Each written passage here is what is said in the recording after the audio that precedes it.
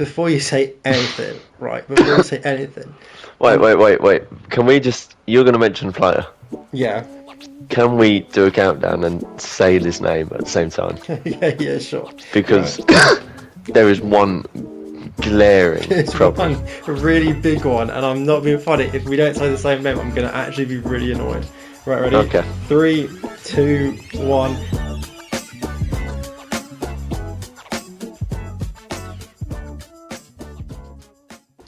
Alright, hello and welcome to the first episode of The Backseat Manager. I'm your host, John Luke, and here today with me is my guest, Matt. Hello. Most awkward possible hello that you could have given. I don't think it was. It's the first I didn't episode, feel man. awkward. You've got to have some more energy. It's, this is the start of an era. This is the start of a one-off.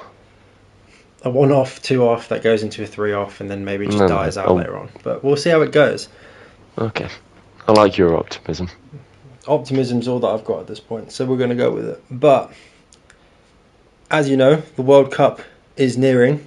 Well, starts in 4 days actually, and so as that's the case, the first episode is obviously themed around the good old World Cup, the FIFA World Cup, and obviously our beloved England's chances. Which, the opening question is: can England actually win the World Cup? What do you think? That's a fairly loaded first question. If you're not going to come with a loaded first question, there's no point in even going anywhere.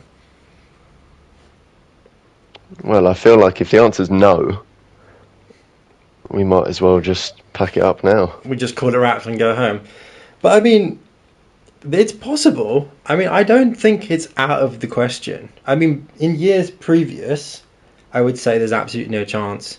Don't even think about it. You're having a laugh. But, realistically, why not? We could do it this year. You know what I think?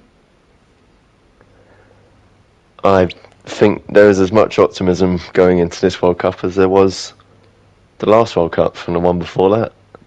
It's a very similar trend of the manager picks a squad, no one's happy, the media finds their negative voice, and we all ultimately are disappointed in the end.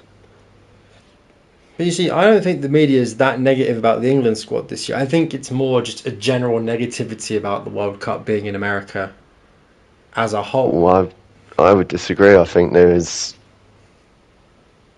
a lot of negativity. I think people enjoy, people, especially in the media, enjoy being negative about England. It's something that I suppose makes you English. If you're negative, it's your first thought is to be negative. And I do think there is some case for it, some case to be negative about. But just like your approach to this podcast, I think optimism may be the best approach to it. Fair enough. But are you looking forward to this World Cup? Because I am. I'm ready for it. Not at all.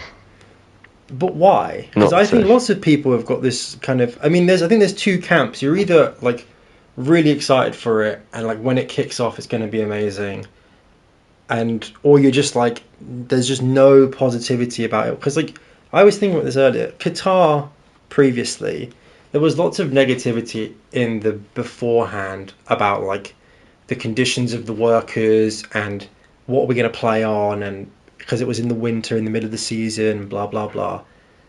But now we're in America, and there's just no... once the tournament in Qatar kicked off, everyone was really oh, this is great, it's going amazing, blah, blah, blah. And we sort of forgot about all the stuff. Maybe not forgot, but it was really put to the side. But now, for this tournament in America, there's so much negativity beforehand, and I don't think that's going to go away when the tournament kicks off. So you're either in this camp of you're ready for the World Cup, you can't wait to see how it goes, or it's just pure, nothing's going to go right, and it's just going to be dreadful. As a whole, if we're looking at the viewpoint of the World Cup in general, I think a lot of people aren't looking forward to it. I think a lot of the reasons are people do have a view on America hosting it. I think I suppose the American people aren't particularly kind about soccer, as they call it. But that was the case in Qatar as well. It's not particularly. There's no real football culture in the country, and I think that does kill the vibe a little bit before it even gets started. But I do think also that once Qatar started, especially in this country, you had a match on in the morning, you had a match in the afternoon, you had a match in the evening. It was an unemployed man's dream, that World Cup. This World Cup, it'll be 2 in the morning. There'll be a game at 8 at night, 2 in the morning, 5 in the morning.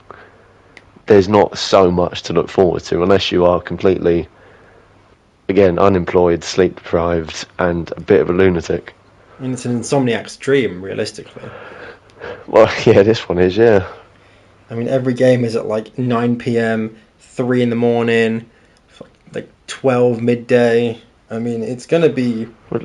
Well, England have good kick-off times. They're, 9, 10? I was going to say, all our group stage games are at 9 p.m, 9 p.m, and 10 p.m.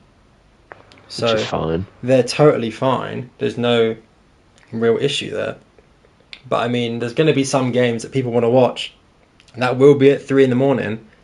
And it's just going to be lots of like people at like their 6 a.m. jobs who have just not gone to sleep yet. Unless they choose to just watch the highlights. But then what's the fun in that? Well, it will separate the real fanatics from the passengers, really.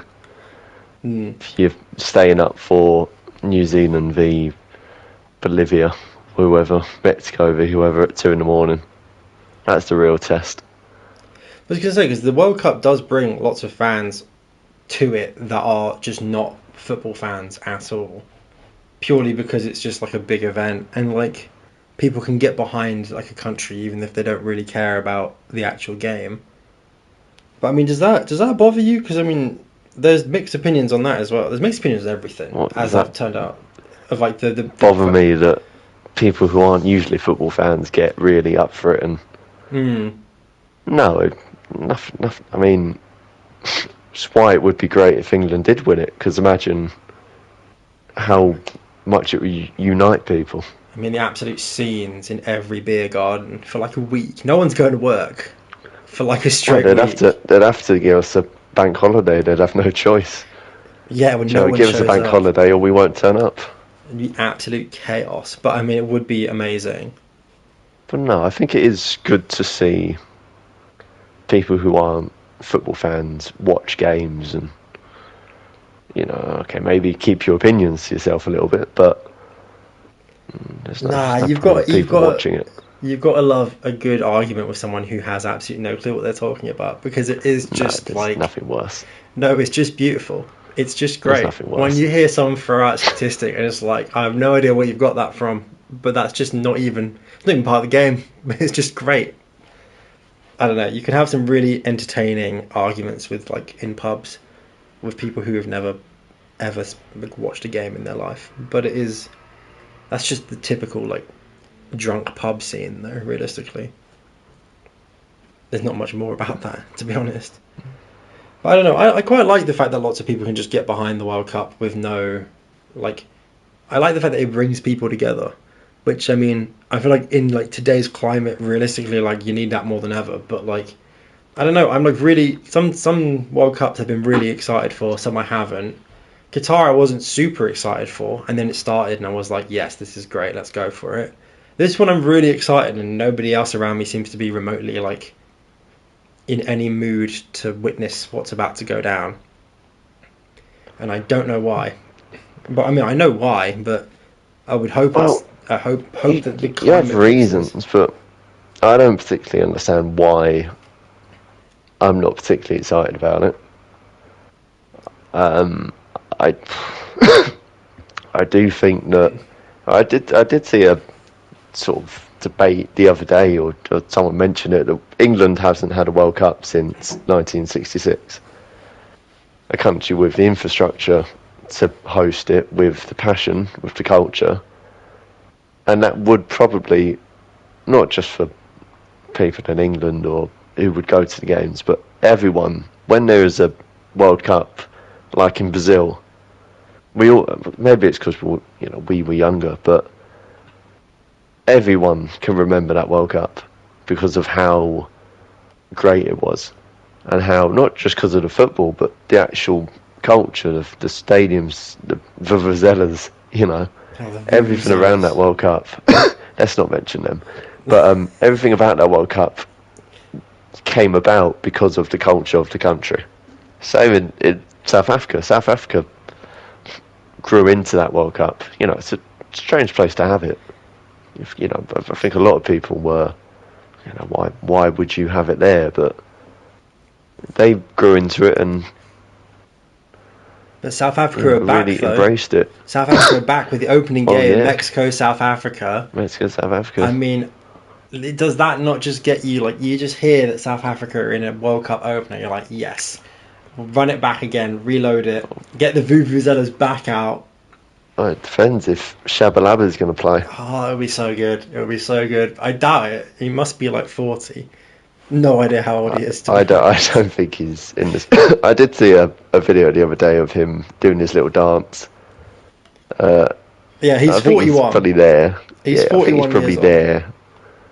But I did see a video of him on a football pitch doing his celebration. He's like the spin around thing, yeah. But it's iconic though, isn't it? Like, it doesn't get better than that.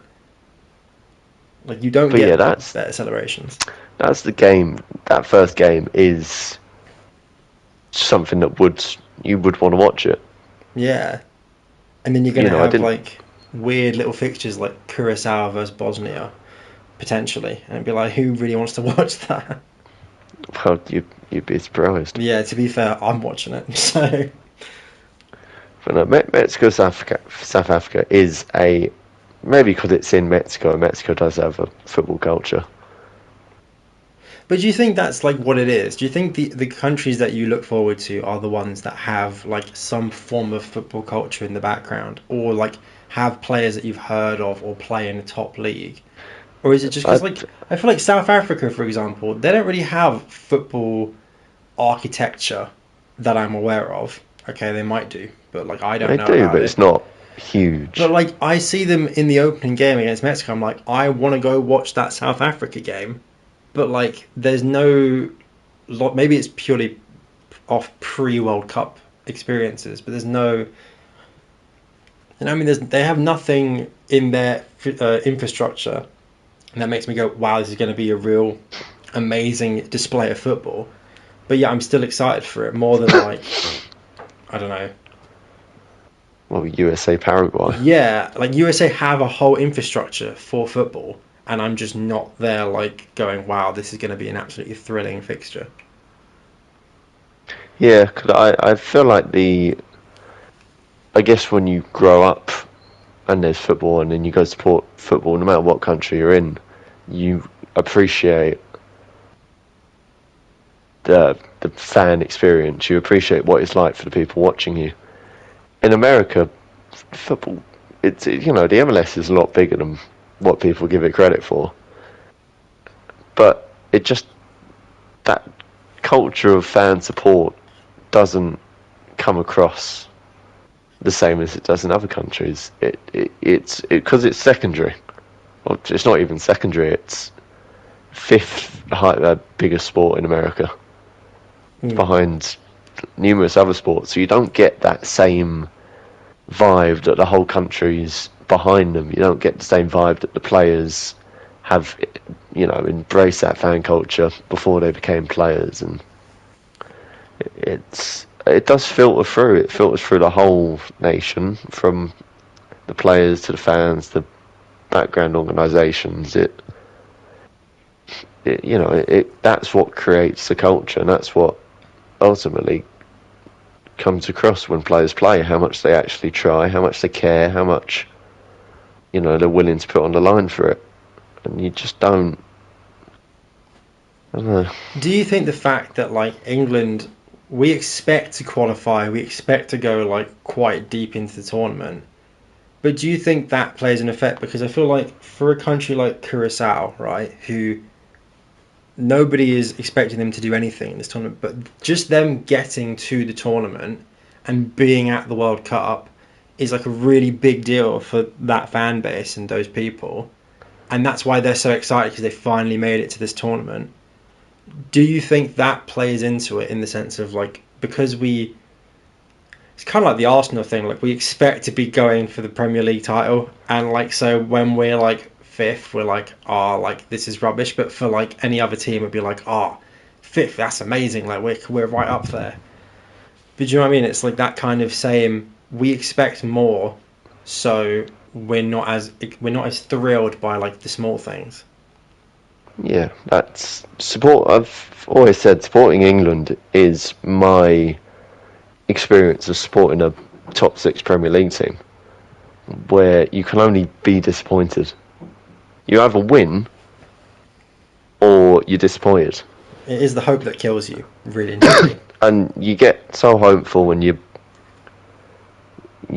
want to win, because that's the only thing that will really make you happy about it. So when you you beat, I don't know, who did we beat in qualifying? Austria and Slovakia and all them countries. You are not particularly bothered by it. I mean, and this is the reason why a lot of people dislike Gareth Southgate, because we beat that North Macedonia 5-0, played really poorly, and because that's sort of the only thing that they could possibly excite fans with is playing well, not just a result. You then have a negative perception of the team. Oh, they didn't play well enough. They didn't excite us enough. Even though they won, even though we didn't concede a goal in qualification this time round, it's not the same. If you watch Scotland's qualification, watch their groups, watch their games, they're so much more exciting. Even for me, I didn't find myself rooting for Scotland, but certainly seeing the sort of passion of the players, the fans, just in qualification, it's just so much more to it, And I think listen, England have no choice but to win every game, not concede, get to the tournament. It's not like we can artificially make it exciting for fans, but yeah, no, that adds to it, because then you sort of have a negative. Our last two friendlies, forget about the New Zealand one the other day. Our last two friendlies were Japan and Uruguay, in which we drew and lost. And now that's off the back of a qualification campaign we didn't concede in, and we won every game, but we still go into this tournament in a bit of a negative mindset because of it. It's interesting, right? Let me just jump in right there. It's interesting that you've brought up Southgate, because obviously this is Tuchel's at the wheel now. This is his first like proper go at it. And like, I know that there was a whole thing with Southgate from like when he first came in, because obviously he'd done lots of stuff with the under-21s England team, if I'm not mistaken. Might be totally wrong on that, but I think that's what it was. And I remember when he first came in, like a lot of the people like my dad and other people were all going, oh well, he's done really well with the under-21s, so hopefully he's going to bring some of those under-21s forward and use them as the basis rather than focus on like the old guard. And then he came in and just focused on the old guard, and everyone was like, this is just, there's no difference. So having Thomas Tuchel at the wheel to start with, I mean, I think it's a good thing. I think he'll do better than Southgate, but I mean, realistically, there's only one way he can do better than Southgate, which is winning. Exactly. But I mean, So you think we're going to win? I think we get to the final. I'm not bold enough to be like, we're going to win it outright, because I think that just jinxes it. But like, I'm looking at the team, and like, I know that there was a whole thing with Southgate from like when he first came in, because obviously he'd done lots of stuff with the under-21s England team, if I'm not mistaken. Might be totally wrong on that, but I think that's what it was. And I remember when he first came in, like a lot of the people were all going, oh well, he's done really well with the under-21s, so hopefully he's going to bring some of those under-21s forward and use them as the basis rather than focus on like the old guard. And then he came in and just focused on the old guard, and everyone was like, this is, there's no difference. that he's put together. I'm looking at the way he's setting it up. I'm looking at the qualifiers. Yeah, we're going to ignore the friendlies, right? New Zealand happened the other day. We won that. Japan, we lost. And we drew the other one. But looking at the qualifiers, I mean, we won all of them. And you're seeing those, yeah, they're not exactly against, like, you know, top sides. But at the same time, I'm going, right, we've won every game. And we're playing, you know, he's built the team in a slightly different way. He's left out players, some of which I would have put in, but I'm not England manager, so it is what it is. And I don't know, I think the way he plays, the way his tactics line up, I think does quite suit England if their players actually listen to him and if it actually, like, works.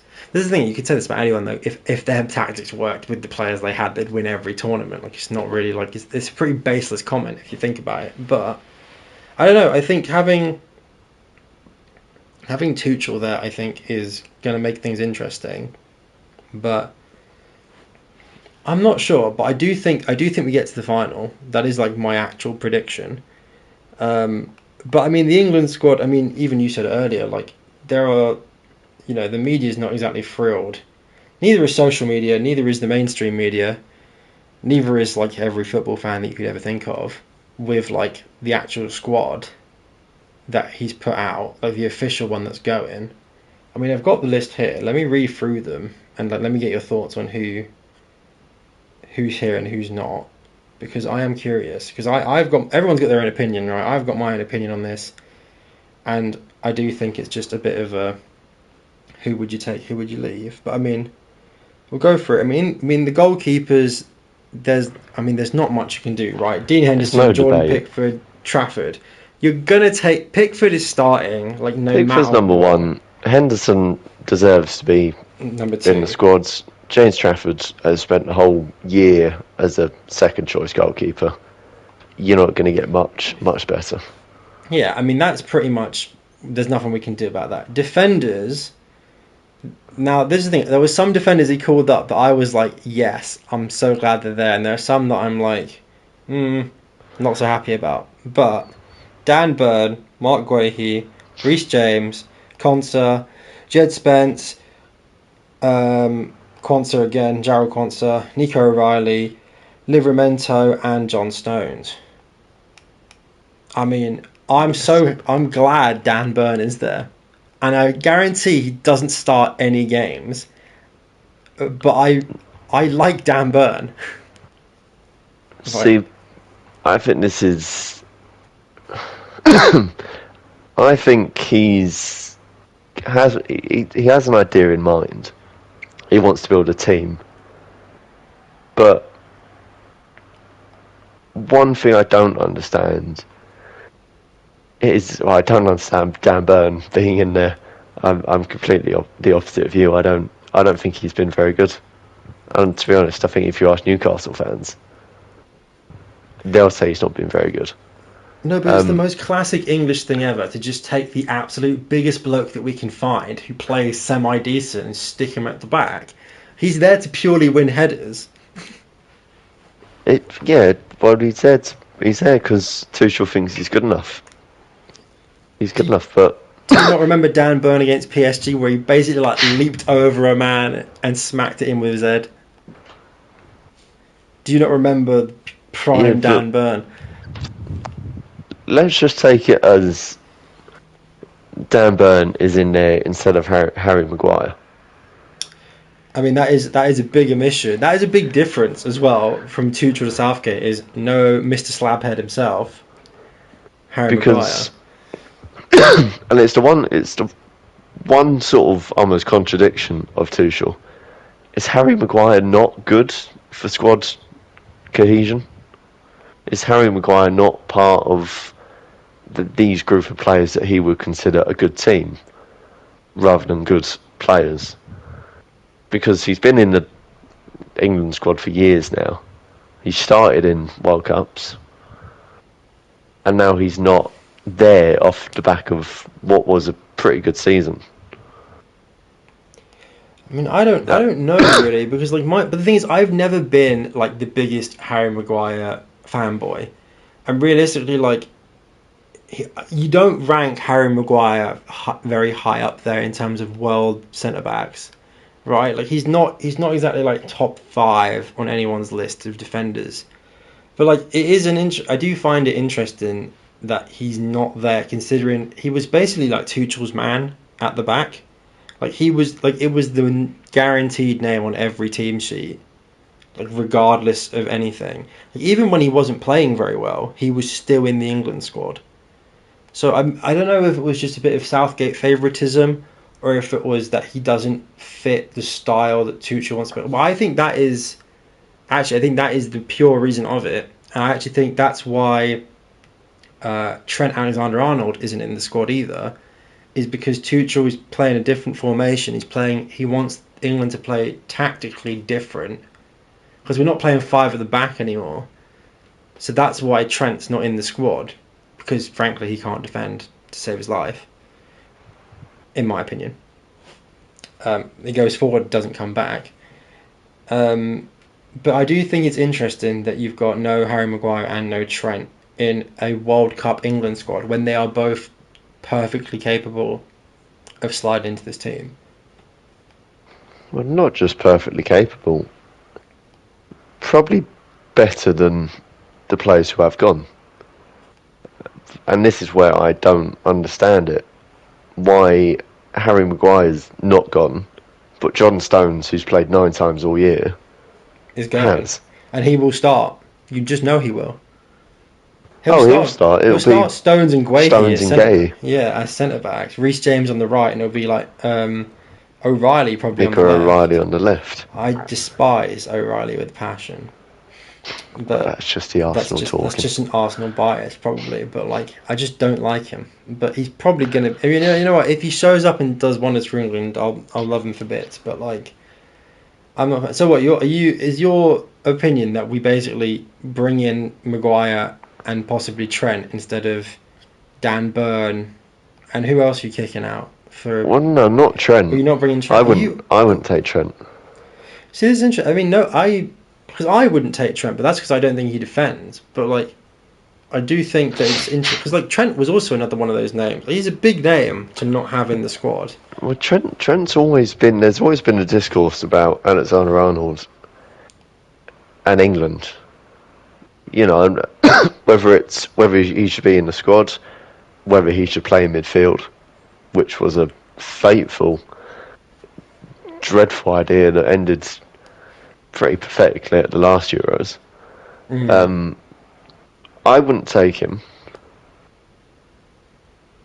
because, quite frankly, he's not been there enough. He hasn't picked him, Tuchel. So he's not a surprise omission. I don't think he even expected to be there. So I wouldn't have taken him, but as far as Dan Burn speaks, I mean, to be honest, I think the hypocrisy of Tuchel's philosophy here with who he's picked, for me, breaks down in the defence. Jed Spence has played for Tottenham. I mean, that's enough to invalidate any player's claim of being at the World Cup. He's only got 5 caps for England as well. So Dan Burn has been poor this season.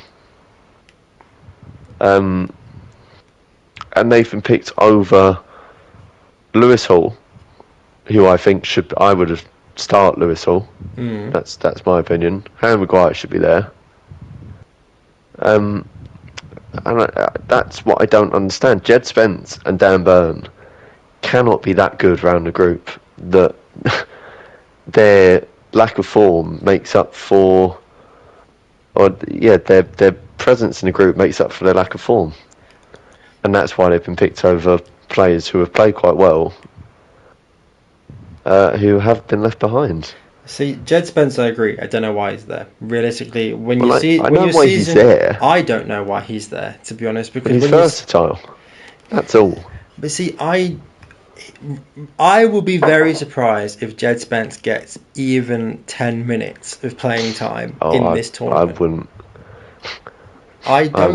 I don't think like if I'm deciding the squad based off these defenders, right?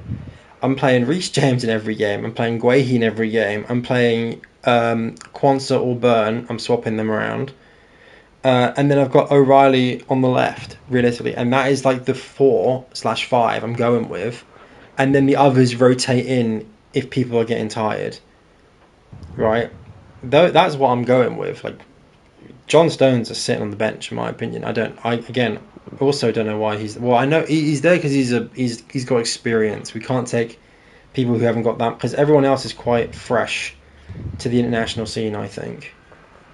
Compared to John Stones with his 88 senior caps. I mean, fair enough. Yeah, but then why is Maguire at home? Because he's just not good enough. His era is is Dan Burn good enough? Do you know, I think that what Tuchel was trying to do, he's trying to play off the Arsenal set pieces because he's got Saka and Rice, who are both our corner takers. Yeah, that is true. And but you've got Saka and Rice, who famously all year have been booed online for being too good at taking corners. And you've now got, I don't know how tall he is, you've got giant Dan Burn himself in the middle. 6'7". 6'7" Dan Burn in the middle on a Saka and Declan Rice corner. I mean, if they can get that to work, that is guaranteed goals. It is, but... And that's not just proven in the Premier League, that's proven across the Champions League as well. So you know it works. Yeah, but that means we go into this tournament thinking, right, corners, set pieces. I can't wait to celebrate a corner. Set piece so again, how Arsenal fans feel. This is how it goes, man. You become set piece United. This is all part of the game plan. I don't know. But no, I can. To be honest, yes, Saka and Rice are good corner takers, but we cannot just say that Dan Burn's in there because he's tall. Because Harry Maguire's a good header of the ball. Yeah, but it'll be the most English thing ever to just have a really tall bloke and be like, yeah, he's fucking playing. Well, it will, and ultimately, I wouldn't care if that is profitable for us. I just don't think we can go into the tournament relying on it. And to be honest, watching England over the last since Tuchel's joined, I don't see much in the way of creativity. We don't create a lot. We don't score too many, especially in the last couple of games. We've really not actually done that well in front of goal. So it could come down to a case we may actually just become set piece FC or international. I mean, look, I was fine with it all season, and you know what? By the end of the tournament, if that is what we become, you will become that too. But we'll move up the pitch a little bit. We'll get away from the defenders because I think midfielders have also let's stay on the fence one little bit. All right, go on. Because I think ultimately England will lose whatever game we lose to get us knocked out. It will be because of the left back position. Because we don't have a natural left back in the squad. Is O'Reilly not a natural? Nico O'Reilly has the same. I'm trying. At first, I was going to say syndrome, then I was going to say condition. But that doesn't sound very nice to him. But as Lewis Skelly played as left back because he could do what was asked of him by Mikel Arteta, in that he can play that position a certain way. But he's not a left back. He's not a natural left back. So you take out those instructions specific to that club, to that manager, completely lost. Rico Lewis, same thing.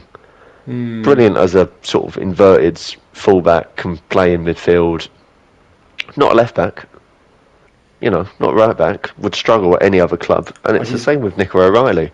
Nico O'Reilly has come through City's youth team as a midfielder. He's played left back because he can be instructed to play a certain way from that position. He's not a left back. So that now that we've brought him to the World Cup to play left back, I've never seen Nico O'Reilly run down the line, beat his man, whip a crossing. Because that's not what he does. He sits inside, really high up in the box, and he, to be honest, is very good at that. But is he going to do that for England? I don't think he does. Because not only do you have to instruct him on how to do it, you also have to instruct the other players around him, have to cover for him when he goes up. So you have to instruct the whole squad around Nico O'Reilly. And that's not going to happen. We're not going to hang our hopes on Nico O'Reilly when we've got Harry Kane, Marcus Rashford, Jude Bellingham in the squad. So Nico O'Reilly is just going to be left out on his own to play left back, and he's not going to be able to do it. Now you're going to replace him, if he has a poor game, with Jed Spence, who is not a left back. So the fact that I said Lewis Hall should be starting in that team, Lewis Hall and Luke Shaw should be in that team as one of the first 11 players put on the squad, because they are a left back. They can run down the line, they can put a cross in, but they could also do the inverting and whatever you want them to do. But whatever game we are going to lose is going to be because we do not have a left back. I mean, I got a couple of things to say on all of that, to be fair. One, I think there's a whole thing with English players playing for England, that they never play the same way as they do with their club. I think no English player ever performs to the same level that they do with their domestic club. And this goes back for every England player ever. I don't think Rooney played to the same level that he played for United for England. I don't think Beckham ever did. I don't think Kane does. I don't think any English player ever plays better for England than they do for their club, which I think is actually flipped for a lot of other nations, where I think lots of players play better for like Spain and France than they do for their team. Mexico, Ochoa only ever shows up for the World Cup and he's like the greatest goalie alive. And you can't even... He didn't even have a club like 5 months ago.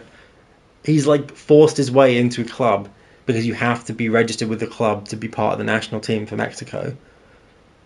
And he's going. He's there. I'm going to say he's going. He'll probably start. He'll start every game. This is my point, is I feel like there is a genuine concern with England. No player ever plays the same way. And I think maybe, building off what you said, it probably is because in England, we train our players, or like clubs train players to fit a very specific club style of play. In terms of like with Nico O'Reilly, he's learned how to play.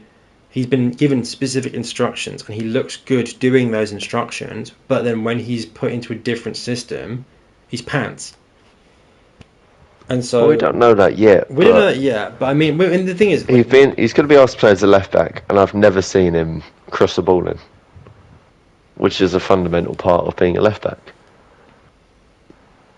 Yeah, but then we'll have to see. We'll have to see, because I also think we're going to have lots of cutting in and lots of play through the middle. Well, it is. We see that. We see that the wingers come inside, the fullbacks stay very wide, and everything's played as a sort of triangle between a fullback, a midfielder, and the inverted forward.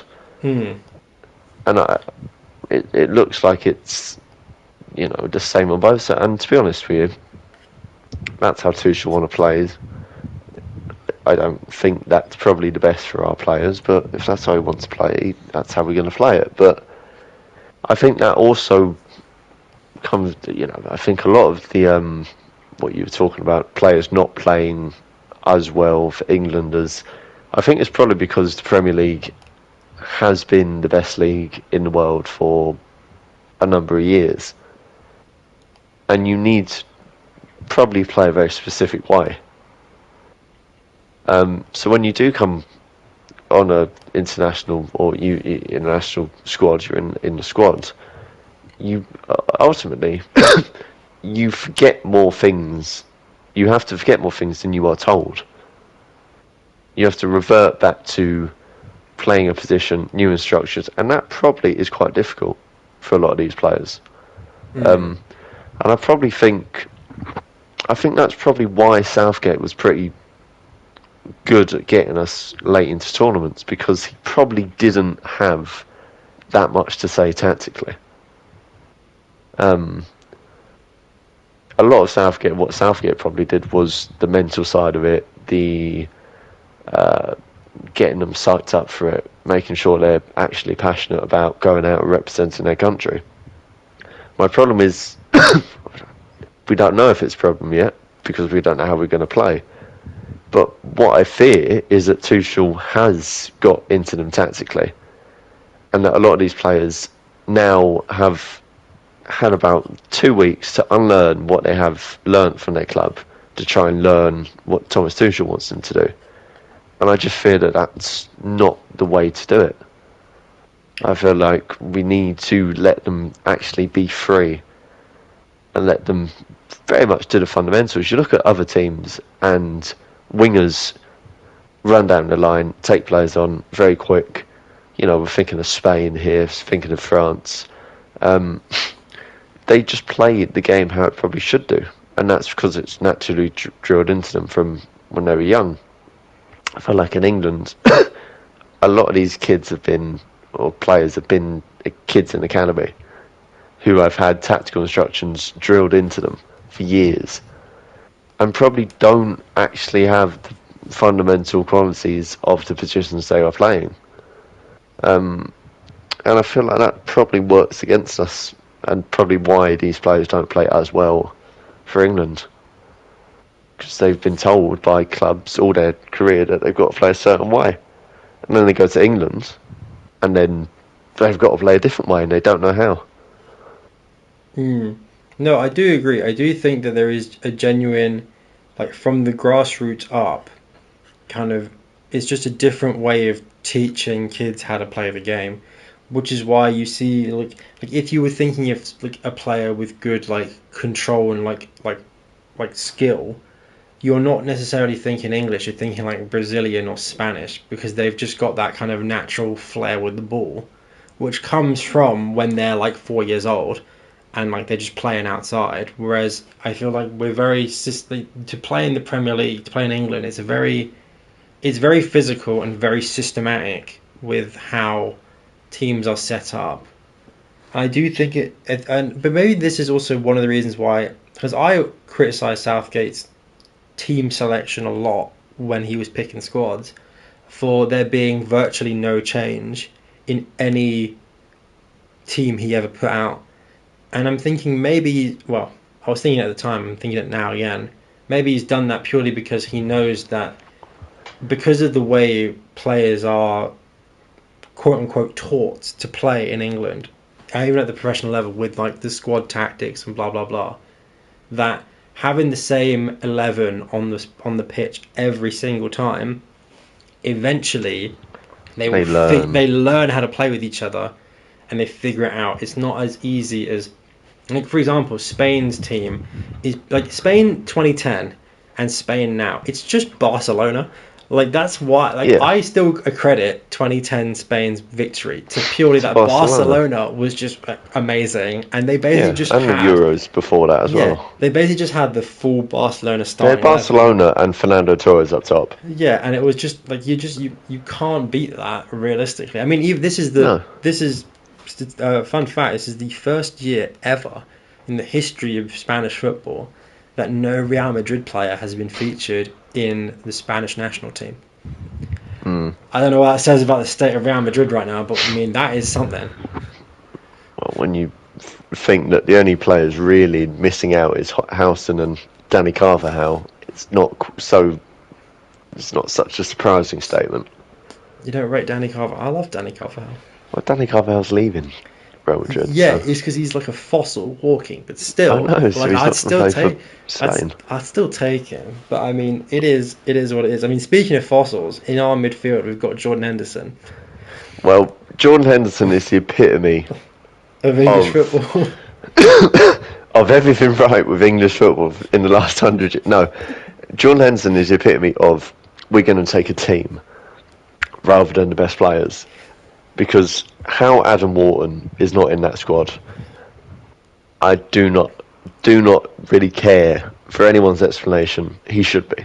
All right, let me run through the midfielders we've got. We've got Elliot Anderson, Jude Bellingham, Jordan Henderson, Kobe Mainoo, Declan Rice, and Morgan Rogers, and that is it in midfield, quote unquote. There's obviously some forwards that are midfielders, but the way the England have differentiated players is those are the 6 players in midfield. Well, to be honest, you could put Rodgers up into the attacking category. You could also put Rodgers up there as well. I mean, Elliot Anderson absolutely will start 100% next to Rice. No problem. Rice will start. Bellingham will start. Bellingham won't start ahead of Rodgers. He's going to play Rodgers. We all know he's going to play Rodgers. He likes Morgan Rodgers. I know he likes him, but Thomas Tuchel has sort of almost created this whole narrative of Bellingham being arrogant and, you know, all by himself. I back he doesn't like him. I back that as a opinion over Bellingham, but he doesn't like him. He doesn't like him. It's it's obvious. Jude Bellingham has what it takes to carry England, and Thomas Tuchel does not like that kind of character, despite it probably being a positive. And probably what we need. Thomas Tuchel doesn't like it, and Morgan Rogers doesn't have that. Morgan Rogers fits very well into a Villa team who, you know, their front couple players are very equal. You know, there's no real superstar of Aston Villa.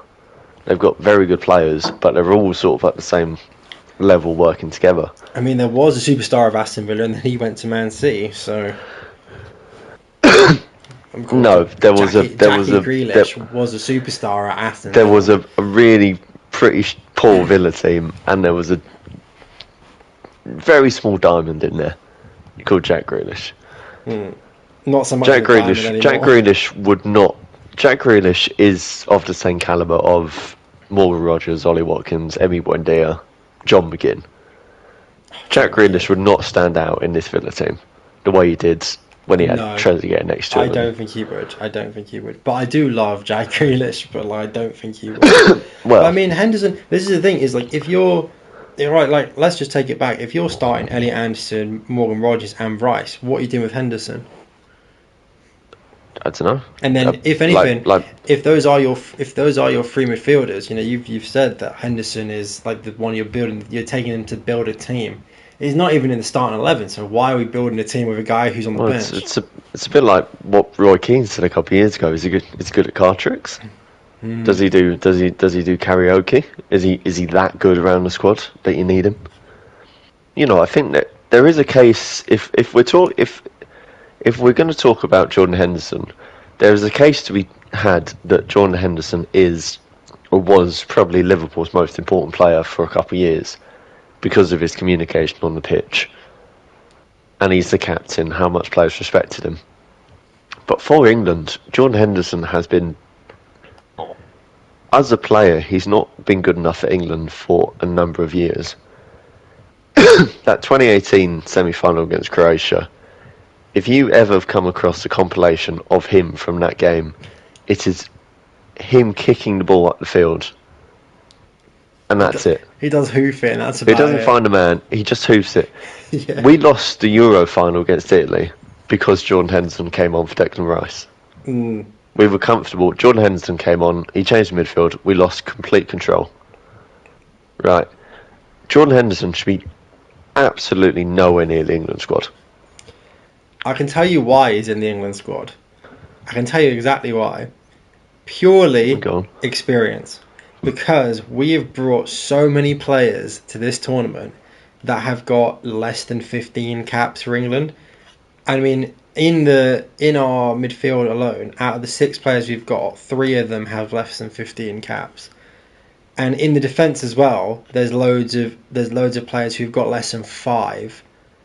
So I mean, this is the thing: is I think Henderson is purely there because he knows what to expect. He knows how it is. He knows what's going to happen, and so I think he's purely there to tell the younger guys and the guys who have never done it before, look, lads, it's going to be intense, it's going to be crazy, just focus, like don't worry about it. And I think he's purely there for that kind of, like, you know how like Xhaka is at Sunderland, where he's just like the old guy who knows what's what. Well, he's there for more than that. But like, I think that is probably one of the worst examples ever said on any podcast what ever. What do you mean? Because Jordan Henderson, I'd be very good. Do you remember that clip of after Belgium beat Portugal in some tournament a couple of years ago? Romelu Lukaku got Cristiano Ronaldo, put his hand around his shoulder and started talking to him, sort of saying everything's going to be fine. Right, that is patronising. Jordan Henderson trying to tell Elliot Anderson anything is just going to patronise him. Granit Xhaka is a good player.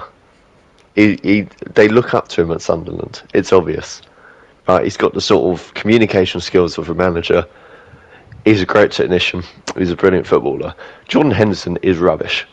Right, we're not going to mince words here. Jordan Henderson telling any of those midfielders how to play football, it's just going to patronise them. And I feel like that's what we've done for plenty of years, England. We've brought these older players, right, let's be honest, way past their prime. The young players are arrogant. You know, they think they're the best. The old people need to get out of the way. Jordan Henderson, I mean, should have been out of the way a long time ago. But these younger players aren't going to listen to him. I just think you need that old guy in there. This isn't Iniesta telling Elliot Anderson how to pass the ball. This isn't even Steven Gerrard. I've heard some Scousers refer to Hendo as the Scouse Iniesta. That's all I'm saying. But this isn't a legend of the game whose legs are gone. It's Jordan Henderson. He was on the cover of FIFA once. He was on the cover of FIFA 16, and I probably have it. I could probably find it. I do have it. It's in the little box in front of me, but next to Messi, mind you. But, exactly, that's the thing. That in 10 years ago, mind you, that was 10 years ago, which is only in this country, long time. Right, only in the UK. They put Henderson at the same level as Messi on the cover of FIFA. But anyway, we're going to gloss over that because that's getting off topic. So you have unanimously decided that Henderson does not deserve to be in this team whatsoever. Henderson shouldn't be deserved. Henderson shouldn't. Are you doing a straight swap? Team. Are you doing a straight swap? Henderson. I'm putting Adam Wharton in there. Yeah. Fair enough. And quite frankly, I would also have Adam Wharton ahead of Kobbie Mainoo. Yeah, I would have him ahead of Mainoo as well. Now I understand Mainoo has played in the Euro final. And he played very well. He played very well during that whole tournament. Yeah, we still lost. Yeah, but it's not his fault. I know, but like you're saying it like, oh, he's played in the final, like but he's 20. He's 21 or something. Kobbie Mainoo, and he was only about 19 back there.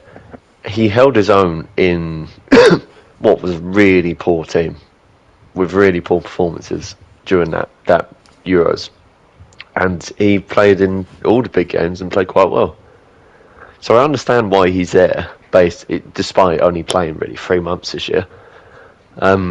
I would still have Adam Wharton in there, because I think Adam Wharton is much better at getting round the pitch. He's a lot more of a two-way player. Adam Wharton is a mix between Iniesta and he's very good, Makelele. It's a bold claim right there. Massively overstated. That's a very, very bold claim. You had to go at me for mentioning Xhaka and Henderson in the same conversation. You've mentioned Iniesta and Makelele talking about Adam Wharton. I mean, come on. The way he plays, right? The way he played, not exactly Claude Makelele or Andreas Iniesta, just the way he plays, he can pass the ball better than anyone in that squad, right? That is not a debate. But he can also get around the pitch and do his defensive work. We don't have a player like that. You know, Kobbie Mainoo, the reason Ruben Amorim didn't play Kobbie Mainoo is because Kobbie Mainoo cannot run a football match. He's brilliant if you give him the ball. He's great in tight spaces, but he can't run a football match. Adam Wharton ran the Europa League Conference League final. You know, I mean, fair. He won man of the match. He runs most of Crystal Palace's games, and he has done for the last 2 years, which is the most successful period in Crystal Palace's history. Adam Wharton is a better player than Kobbie Mainoo. No, because I do agree. And to be fair, like I'm making 2 changes in this midfield that I'm looking at here, and I'm taking out Mainoo and I'm putting in Wharton, and I'm adding in an extra midfielder of Lewis Skelly. And look, you're gonna shout Arsenal bias, blah blah blah. But I think if you're looking at a bench player, he's kind of like, you're looking at a bench player you want to bring on, who's going to hold his own against some of these people. Lewis Skelly gets in front of he puts his body in front of the man. Like, he will go for it, and I do think that it would have been beneficial to bring him for that kind of bringing him on as well. And I'll tell you exactly who I'm going to replace him with when we get to the forwards, because there are some forwards in here that I'm looking at that you must have picked these in like FIFA career mode, because there's no way. Right. Well, we're not going anywhere until Lewis Skelly is completely taken out of the picture. How? We can't leave any... Lewis Skelly... okay. Lewis Skelly had one good game against Fulham. Since then, he has played a Champions League final, and every important game Arsenal have played since in midfield. He's not done that well, but yet he's suddenly now one of the best wonder kids in the world again. He's failed as a left back. He's had one good game in midfield. We are not bringing him to the World Cup. It's the potential, I'm telling you, as a super sub in the 60th. Lewis Skelly is 5'8". He will do business. He plays in that defensive midfield role. He's not that good at passing. He doesn't have the quickness off the line over a yard or two to get round players. Yes, he can put his body in front. Yes, he can drive for the ball when there's space in front of him. But he is nowhere near Arsenal quality, let alone England. Nowhere near it. I disagree. I think he should nowhere near. I think he should. I think taking him... It's not... Look, I'm not going to sit here and be like, oh my gosh, it's the biggest possible mistake that's ever been made in the history of the game. No, right? I'm not saying it's a big... I'm not saying it's a big mistake. I'm just saying if I was the one deciding the squad, I would have an extra midfielder in there, and it would be Lewis Skelly. Well, I'm not having... If we're taking out Henderson and we're taking out Mainoo, we're having Wharton, and we're either having Alex Scott of Bournemouth or Morgan Gibbs-White. As a replacement. I'm not taking Gibbs-White, you know. To be honest, and this is going to surprise you, as we are now going to segue to the forwards, if you want to.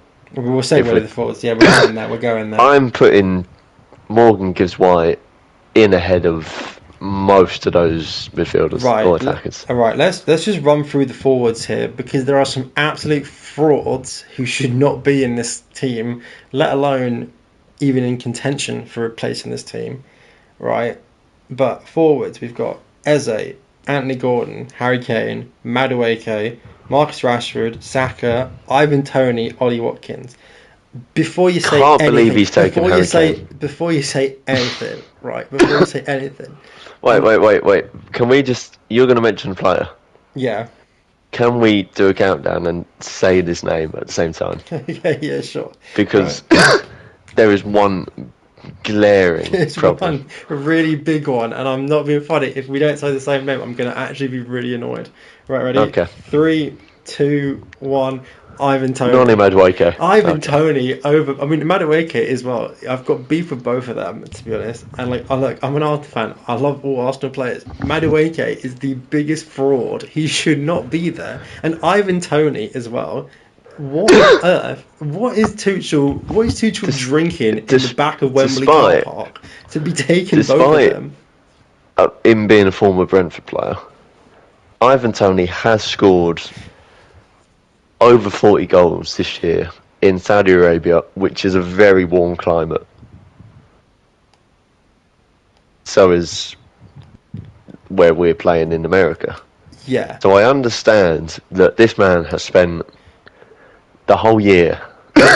Yes, the Saudi League is not the Premier League, but even if you want to claim these games are like glorified training sessions for him, he has then had 30, 40 odd training sessions in Saudi. I'm going to stop you Warm weather. I'm going to stop you there. It's because it's the same argument that you used against Dan Burn. We are bringing Ivan Toney because he plays in a hot country. And he scored 40-something goals there. Mate, I'm telling you. Who else? All right, right, look, give me a name you would take over Ivan Toney. Morgan Gibbs-White. You know what? I would take Gibbs-White over Ivan Toney. But I think we need 3 strikers in the squad. We've got 3 strikers in the squad. We have 2. If you take out Toney. Who's the third? 3. You've got Harry Kane, you've got Ollie Watkins, and you've got Ollie Watkins. Rashford's a left winger. Rashford can play in the middle up front. Okay, then Gordon's a striker as well. Gordon is a striker as well, but he plays on the left mostly. Gordon is more a left wing. Rashford. Yeah, but like Rashford hasn't been a striker since 2016. I know, but Rashford can do it up front, is my point. And even then, I'm playing him as a third choice striker. Personally, I'm not considering Tuchel's comments about we're going to give players minutes, we're going to sort of rest Harry Kane when we can. I don't have a problem with Ivan. I don't think he's good enough to be there. And when I saw his name, I thought, this is ridiculous. I understand the climate, that whole debate about it, but who else would you... Dominic Calvert-Lewin, you know? Yeah. Whoever you take is going to be a third choice striker behind Kane and Watkins. So I don't think it matters that Ivan Toney's there. What I do think matters is the fact that Madueke and Saka for Arsenal have a combined 10 to 15 goals this year in a Premier League winning season and a Champions League final season and a League Cup final. That's awful. Why have we taken both Arsenal wingers? But you know what? Why have we not taken Jared Bowen? I know West Ham got relegated, but why have we not taken Bowen? Jared Bowen has... I would take Bowen over Madueke. Jared Bowen is not international quality. Mate, I would take like Big Steve from the pub over Madueke. And like, don't get me wrong, right? Like, I will back any Arsenal player religiously, but genuinely, like, it makes... Madueke is just bad. Like, he's just not good. There's just no... He had 2 good games when Saka was injured at the start of the season, and then all of a sudden we're like talking about him like he's like some like potential like first class winger who's gonna like over. No, let's be honest. The starting three realistically is gonna be Saka, Kane, and then Gordon or Rashford, right? Because again, if you're going off the hot weather thing, Rashford plays for Barca in Spain. He's done the hot weather training, right? And I would argue that Rashford being Barca trained in warm weather is a better thing than Ivan Toney having warm weather training all year round in Saudi, right? But Madueke, he don't even start for us. So like, I don't know. Maybe I'm on a bit of a Madueke hate train, but like, I would take Bowen over Madueke.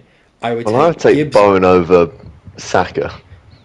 I would take Gibbs-White over Toney. Saka. I'm playing Madueke over Saka. I'm not. What are you on about? All been said and done. I am taking Madueke over Saka because we talked about this the other day. We did talk about this the other day about Bukayo Saka has not been the same since he got injured. No, he hasn't. But I'm sorry, Saka with no legs is better than Madueke. Madueke, being the son of Iron Robin, is definitely the better option at that right wing. Not a chance. Madueke is dynamic. Madueke is dynamic. He's a bit all over. He does throw his arms about. He's got no end product, but he will take a man on. I would rather play Kieran Gibbs at right wing than play Madueke. I don't think I've got nothing against Madueke. I don't think he's a very good player. But he does take his man on more than Saka. The thing is, I think based off the way that we've got this midfield, that because we've got Gordon, I think you've got Gordon and Kane, or Rashford and Kane, pushing forward. You've got Saka dropping back into the middle to be with Bellingham, and then you've got Elliot Anderson and Rice sat back. That's what I think is the style of play that I would do based off of that. I don't think you've got Saka in there for beating this man. I think you've got him to help make the play with Bellingham and to cut in and then take corners. Play Bellingham. We might as well play Henderson then. I also think Cole Palmer. You wing it. This is what I'm talking about earlier. I know you've just mentioned Cole Palmer, but when I talked earlier about players doing the fundamentals of their position, Lamine Yamal is going to beat his man because he's got the license to do it because of where he plays. Saka's not going to do it. I haven't seen Saka beat his man for 2 years. He's not going to play that position the way that it should be played. He's going to get the ball, he's going to sit out wide, he's going to cut in, he's going to pass it in, probably to Rodgers, who is just going to cross it or shoot. Saka is not the player we want in that position. He doesn't scare defenders. He doesn't push them back. He doesn't go on his right. Whereas Madueke will. Right. Madueke will go on his right. He will cross the ball out of play. But he'll scare the defender and he'll get one right. Can't take a corner though, so, maybe it's all null and void. Maybe. I don't know. I personally would have taken Palmer over Madueke. Palmer is ahead of... Cole Palmer is ahead of a lot of those players. And I actually think that is my biggest mishap of this squad he's picked, is the fact that Palmer isn't there. Because I'm like, look, Ivan Toney, I get your warm weather thing. I'm going to keep bringing this up because that is still bugging me. Madueke, right. You're telling me that you would rather have Ivan Toney and Madueke over Cole Palmer? No. I would rather have Cole Palmer than Saka. I would rather have Cole Palmer over half of these players.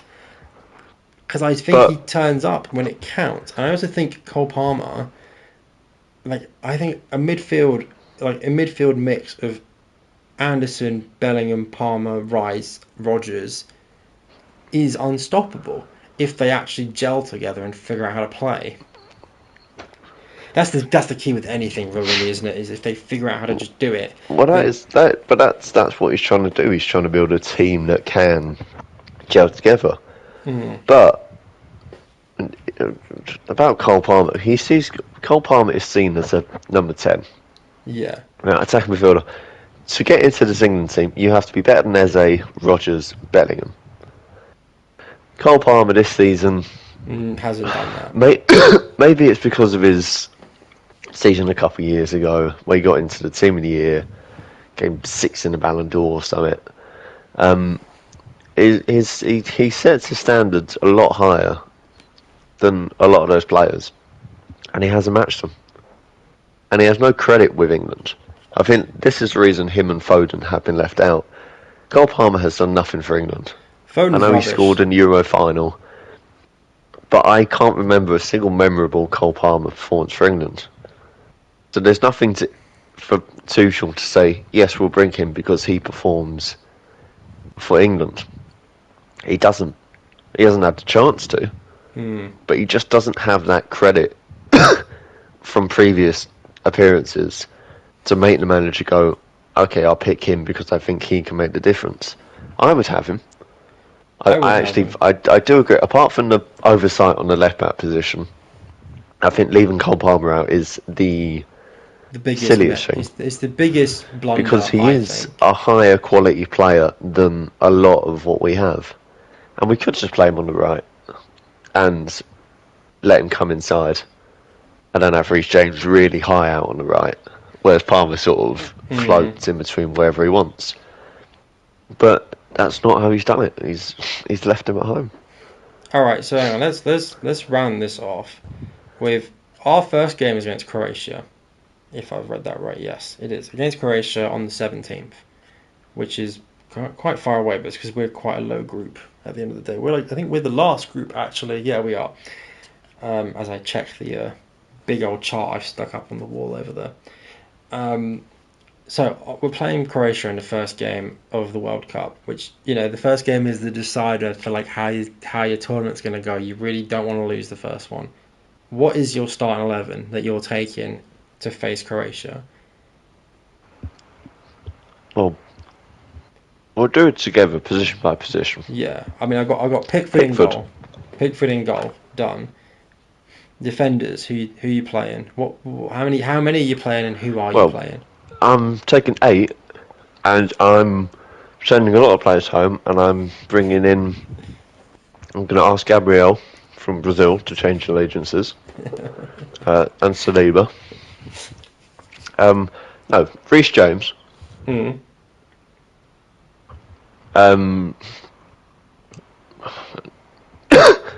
I just want to say Harry Maguire.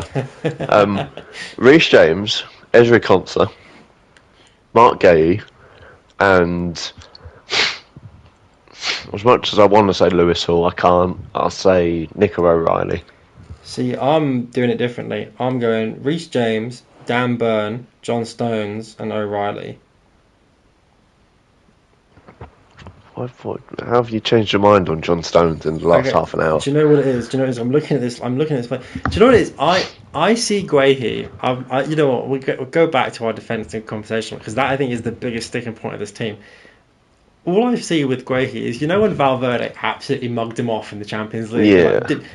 Ever since then, I just think he's pants. I'm not being funny. To be a professional and have the ball dinked over you like that in the most humiliating way possible in a Champions League fixture, I cannot unsee that. And so I just think that absolutely everyone and their nan is going to be able to do him in this tournament. And so my thing is, I'm looking at. Do you know what? John Stones maybe is a harsh one. I maybe Quansah, Jarrell Quansah.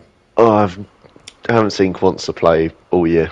He's all right, to be fair, but apart from Arsenal in the Champions League. The key three. I mean, whatever you left. Okay, I changed my mind. Is actually, Reece James, Dan Burn, who's another centre back, and O'Reilly on the left. Because realistically, that's what I'm going with. I think with Mark Gay, I actually think that Real Madrid game is quite a turning point in his career because you could win an FA Cup with Palace as captain. You can get the move to Man City. But can you step up? Is that step up to Real Madrid away at the Bernabeu too big? And I think it was too big. It was definitely too big. I think the mistake he made at Everton probably meant that title race was probably too much pressure. Now, I do give him the benefit of the doubt. He joined City in January. So he's not like he's had a whole pre-season or anything like that with them. So I do take a bit of a maybe dim view of him because of it. But I would have. I think Ezri Konsa is number one for me because he was brilliant throughout the whole Europa League campaign. Villa came fourth. I think he's been very solid all year. But again, maybe if he got a step up to a bigger club, maybe he's played in the Champions League with Villa. So I think I'd have him. And then out of all the options, probably John Stones has the most experience. If he stays fit. If he stays fit. But same with Reece James, Yeah, if he doesn't get injured in the warm-up. We could have a back four of Jed Spence, Livramento, Gay, Livramento. We could have all these players. And that's when we barrel out in the group stage, and then it's over. And that's when you're really going to miss Maguire. The fact that John Stones has played 9 times or so all year. Yeah. And then you don't take Maguire even as a backup. Is a bit bizarre. Right, midfielders, who are you playing? Well, I think it's very obvious that it's going to be Elliot Anderson and Declan Rice. Declan Rice, yeah. I'm personally playing Bellingham, but I think you're playing Rodgers. I think you play Rodgers. I would play Bellingham, but Interesting. Bellingham at the last Euros played as a 10. Yeah. And I don't think he was very good, but he also didn't have players around him. I feel like that Euros was Gareth Southgate trying to be a bit more tactically advanced, and it didn't work.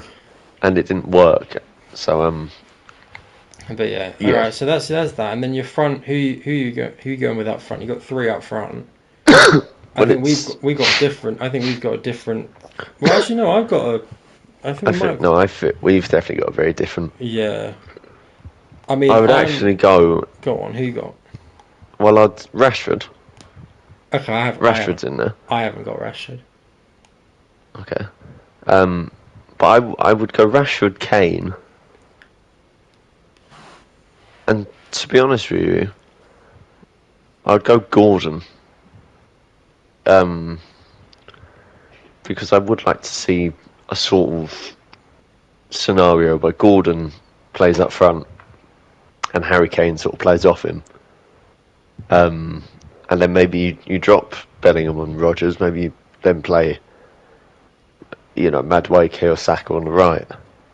That's what I would do. I'd actually have Gordon up front, Kane next to him, Rashford on one side, Saka the other, and then you just forget about Bellingham, Rodgers, all them players. Entirely, just have Anderson and Rice in the middle.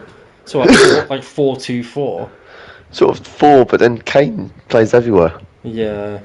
But I feel like you want the fast break, fast attacking, which I just don't feel like we have. Rashford can do it, Gordon can do it, Saka can't do it, Kane can't do it. So I feel like to get the best of both worlds, you need Saka and Kane to have different jobs, and then you have Rashford and Gordon up front to stretch teams. Well, I have gone slightly differently, but surprisingly, we've actually gone for pretty similar things. I've got Gordon, Kane, and Saka. Shock. Yeah. Who didn't see that one coming? But yeah, Gordon on the left, Kane up front, Saka on the right. But I do agree that I do actually want to see Gordon push up, Kane play off him, and I do want it. Like I said earlier, I want Saka to drop back and play off Bellingham. But at the same time, I also want to see Rice and Bellingham play almost side by side, kind of the same way that Arsenal do with Odegaard and Rice. And then I want to see Elliot Anderson, like a bit deeper, playing balls to Rice and Bellingham and to Kane if he can see the line forward. So I'd actually have Elliot Anderson third or forward player. Rice is a holding midfielder. Rice is more defensive, I think. But I think this whole Declan Rice playing him as an 8 further forward, forget it. You're holding midfield. Elliot Anderson's the player who carries the ball and then plays a bit further forward, and then you've got the front line to sort of figure. But the explanation for me is that what I have seen so far from Tuchel, everything's a bit slow. They allow teams to sit in the block, and we don't really have the pace of pass, or we don't have the pace of movement to actually break these teams down. And I feel like that's going to be the case, in the group stage. We are going to win 1-0 a lot of times, because the teams we're playing, I think Croatia are completely past it as a nation. All their best players have retired, or Luka Modric is 86, so they're going to struggle. Ghana have, every time I've seen Ghana's result, they've lost recently. And then who are we playing? Costa Rica? Panama. We are playing Panama. Yes. Panama Croatia, Ghana, and Panama. Panama, we're going to beat 4-0. I don't think there's any. It's going to be a bit like when we beat Costa Rica in the 2018 World Cup. Yeah. We're going to do it, no problem. And we're going to beat the other two teams 1-0, because they're going to sit back a bit more, and we just do not have the players to stretch teams. And we don't play that way. We're too slow. I am surprised that, given the fact that most of our players, not all of them, but most of them play in the Prem, that we don't go for a more fast break physical approach to any England game? I think we should. Because we all know how to do it. That is all the Premier League teaches you to do: is get the biggest, strongest guy possible, hoof it to him, and then have him absolutely run onto it and muscle. And like this is why you see lots of players who can do it in Europe, in like the Portuguese league, in Germany, in Spain, come to the Prem and suffer. Because we do have the players to do that. I just don't know why we don't. We have the players in Elliot Anderson, Declan Rice to get the ball forward quickly. Yeah, we have the players in Rashford. We have players in Rashford, Gordon to take plays on, sprint forwards, make runs. We have Kane who can do everything that you would want.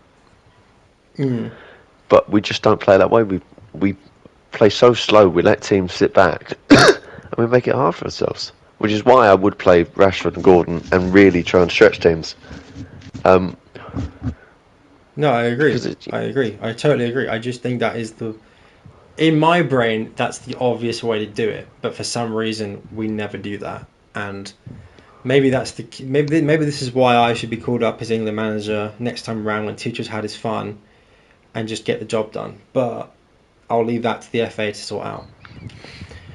Well, maybe the FA might listen to this podcast. FA has got to listen to the podcast, and then they'll know that I'm clearly the man for the job. I'll do it for free. They won't even have to pay me. Well, for someone who would call up Lewis Skelly, I think you've hurt your chances there. No, it's fine. Look, they'll see the vision when I send them an email telling them what my team sheet would have been, and I give them a link to the podcast, and then they'll know that I know exactly what I'm talking about. But what I want to do quickly, because I do want to hear your opinion on this, I've got like a little bracket for the World Cup. Mm-hmm. I'm gonna run through all the groups, and I want to hear where you think everyone's coming, and then I want to do the whole thing, right? But I'm gonna list them out for you. So, Group A: Mexico, South Africa, South Korea, Czech Republic, Czechia. What order are you putting them in? I'm putting Mexico top. Yeah. Because they're playing at home. All their games are in Mexico. That's a huge advantage. Between South Korea and Czech Republic, I'm going to sneak Czech Republic in second. Okay. And then South Korea third, and they'd be like the best runner-up. Because, some groups get two. We'll get to that. Yeah. So you got Mexico, Czechia, South Korea third. South Korea third. South Africa fourth. I would personally swap South Korea and Czech Republic around, but again, I'm putting Mexico first. I think you can do. Yeah, you can. It can go either way. I think the key ones are Mexico are first and South Africa is last. Yeah. Unfortunately. Group B: Canada, Bosnia, Qatar, and Switzerland. It's quite an interesting group. Yeah. Because Canada at home. Again, all their games are in Canada. Qatar are bottom. Yeah, Qatar are bottom. They couldn't even get a point in their home World Cup. Yeah. I can't see them doing it there. I'm putting Switzerland top. Interesting. Okay. I'm putting Switzerland top. Bosnia and Herzegovina. Again, I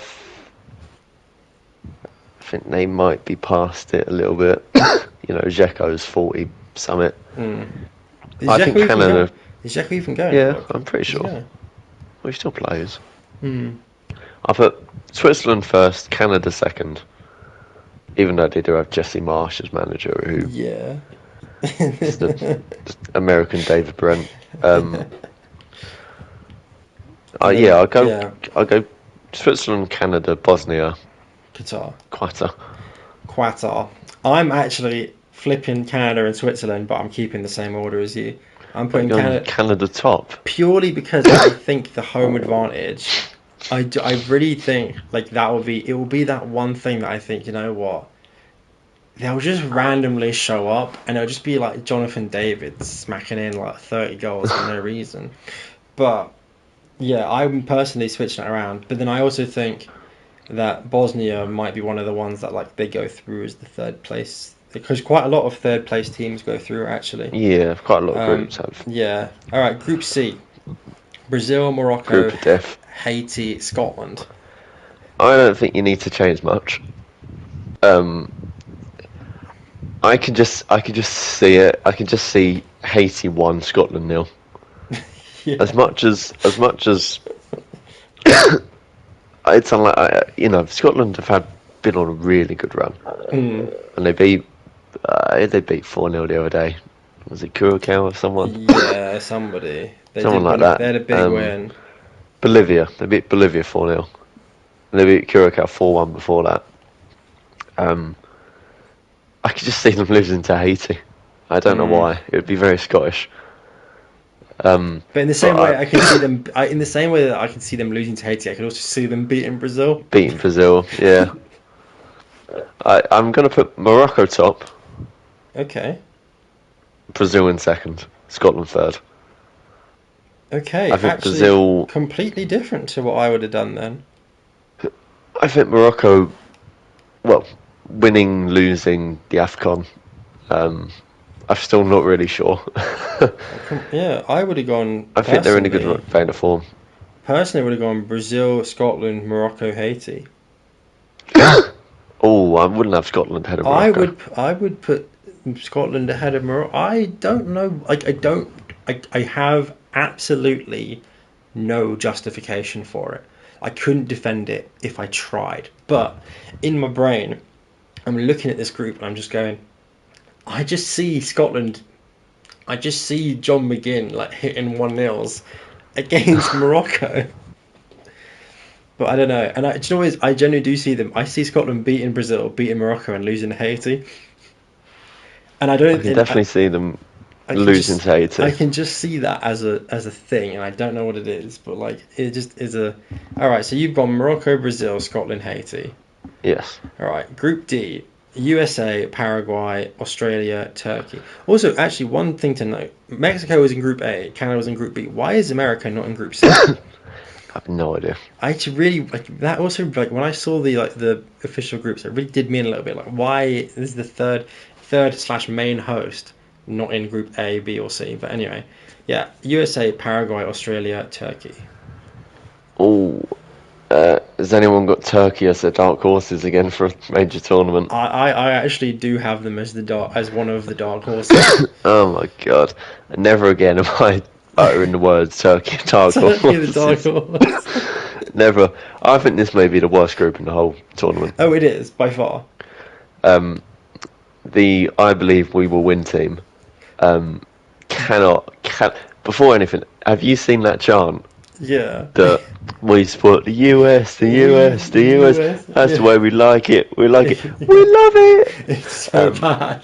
Have you seen all the like TikToks and stuff of like this one guy and he's like, oh, why do Europeans say that we don't have ultras? The USA has ultras. They're gonna be scared when they come to our stadiums and there's people playing that chant. I'm like, there's no way.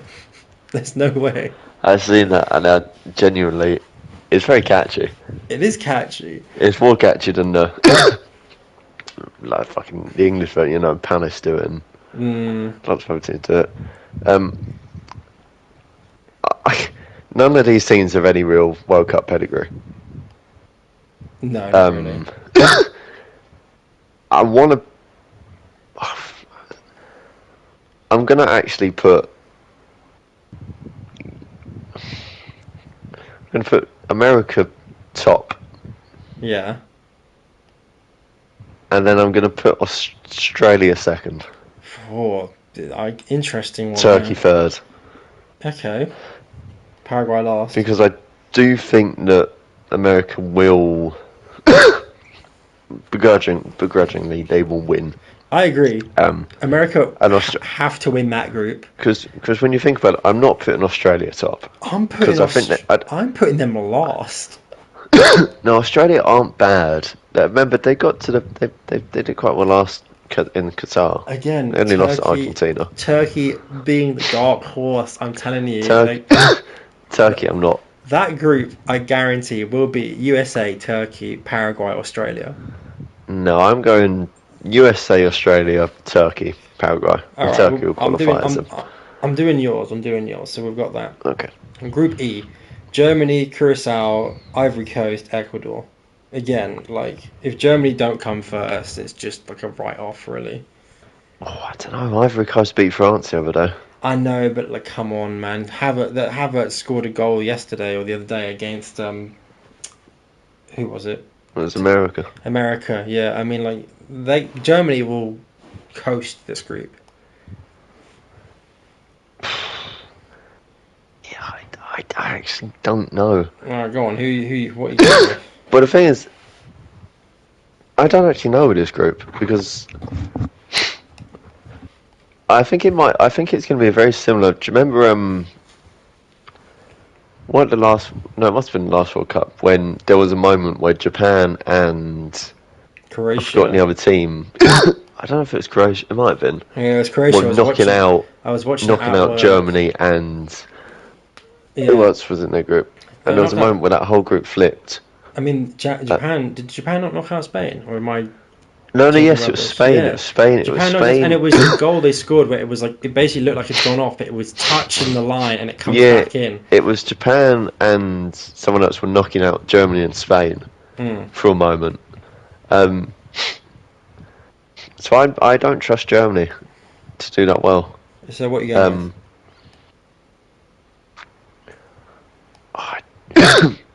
South American teams are horrible to play against. So Ecuador, I'm gonna go Germany, Ivory Coast, Ecuador, Curacao. Yeah. Which I think is quite. I don't think Curacao wins a single game. Curacao don't even get Ecuador 20% possession. Ecuador get one win and it's against Curacao. Across 3 games. I think I do agree. Ivory Coast are a bit of they're a difficult one. So I do think. I think Ivory Coast and Ecuador will be difficult to play against. And Germany won't win every game. Germany will only get 5 points. They'll draw 2 games. Germany won't get. I agree. Germany won't win every game, but I do think that Germany will win that group. I actually completely agree with your thing for that one. Group F: Netherlands, Japan, Sweden, Tunisia. Don't think you need to change much here. You leave it as that? I would leave it as that. I personally would swap Japan and the Netherlands. You could do. Because I have been seeing clips, and I'm considering how they did in the last tournament. I genuinely think Japan actually is a bit of a dark horse. Because nobody knows what their players, because they all play it's like the same way that England, 90% of us play in the Prem, but everyone watches the Prem. 90% of the Japanese team plays in the J League, and nobody watches the J League. So everyone goes into the tournament Japan, and then they've got rapid players, and their players are actually quite good, and they work really hard. So it's just I do just think Japan would edge it. And it would be Japan, Netherlands, Sweden, Tunisia. But I do think you can really leave that one kind of by itself. Yeah, I'm gonna leave it how it is, but I think that's how it would be. Group G: Belgium, Egypt, Iran, New Zealand. Again, I think you can leave it. I think you can leave it, to be honest. Although it would be, given how the world is right now. If Iran start progressing through this tournament, it's going to really push some buttons in the American government. And I kind of want to see that. I kind of think it would be kind of funny to have Trump have to sit there and be like, guys, we're going to have to give you medals. And his country is literally out of war. I want to invite the Iranian players to the White House. To the White House. Just it's not going to end well, is it? But I mean, yeah, I agree. Group G can be left the way it is. I'm going to leave it how it is. Group H: Spain, Cabo Verde, Saudi Arabia, Uruguay. Spain top. Yeah.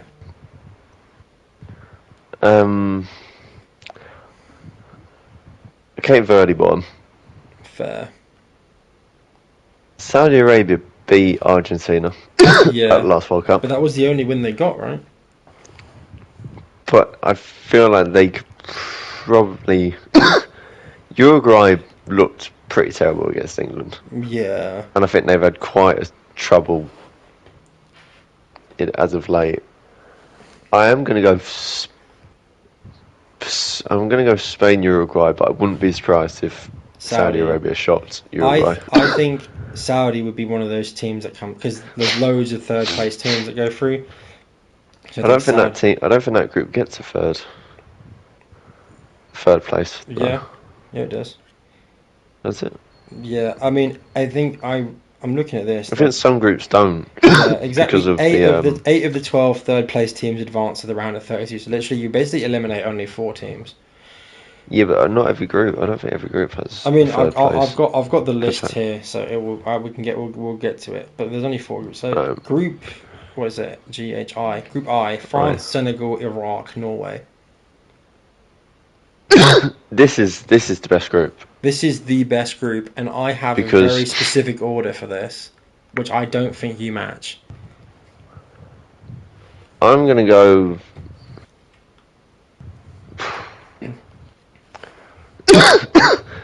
I'm going to go France, Senegal, Norway, Iraq. See, I go France, Norway, Senegal, Iraq. I think I know Norway have done nothing in any tournament. I think the combination of Odegaard and Haaland will carry them further than a lot of other teams in this tournament. And I do think if that is one of the groups that gets to third place, which I think it does, that they would get a third place slot. So I understand the thinking. Yours, I've got yours in. I understand. I understand the thinking, but I think Norway probably promised so much. Will they be able to deliver? I don't think they're, because they've got such weak history in this tournament in recent times. I don't think there is any pressure on them to perform, which is why I think that they'll go far, because nobody. Their first game's Iraq. Yeah, out of that group, so they could potentially start 3 points. Exactly. Really, I just don't think that there's any pressure on them to win it. So I don't think they're going to go into it being we have to get at least half. Do you know what I mean? So I just think it's one of those where they've got the best chance with the least amount of pressure, but they have got the hardest group. I think. I think that is the closest group. I think that's the best group, most interesting group. Group J: Argentina, Algeria, Austria, Jordan. I'll probably go Argentina, Austria, Algeria, Jordan. Yeah, I agree. I would do the same. I'm not so sure about Algeria. There's a bit of a hit and miss, because I think all the best Algerian people go to France. Yeah, they got Mario still, but yeah. I'll go Argentina, Austria. Argentina, Austria, Algeria, Jordan. Group K: Portugal, DR Congo, Uzbekistan, Colombia. Portugal, Colombia, and then Congo, Uzbekistan. Yeah, I agree. I would put it or maybe Uzbekistan, Congo. I'll be honest. I don't think it matters which way those two go. To be honest, no, I don't think either of them get the third place. And then Group L: England, Croatia, Ghana, Panama. Personally, I'm leaving it as it is. Personally, I'm leaving it as it is because Croatia do well at tournaments. And Ghana, Panama bottom, England top. And then between Croatia and Ghana, it's whoever gets most points. But I do think that Croatia do just turn it up. Just turn it up at Okay, so we've got, going forward, you get 8 of the 12 third place teams that advance, and basically it's from every group, as far as I'm seeing it. So out of Korea, Bosnia, Scotland, Turkey, Ecuador, Sweden, Iran, Saudi, Norway, Algeria, Congo, Ghana. Basically, which groups do you think their third place teams get? You only have to eliminate 4, basically.